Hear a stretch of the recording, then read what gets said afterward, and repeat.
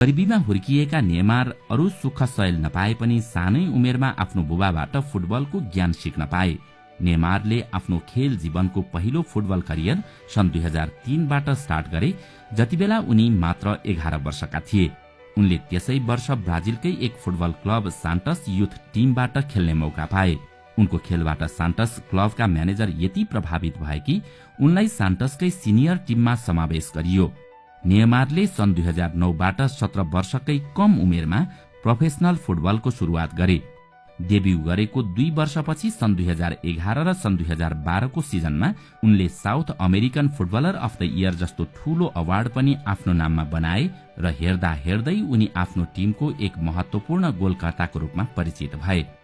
नेमारले FC सान्टस youth क्लबको लागि कुल 225 football म्याचमा 136 गोल गरे।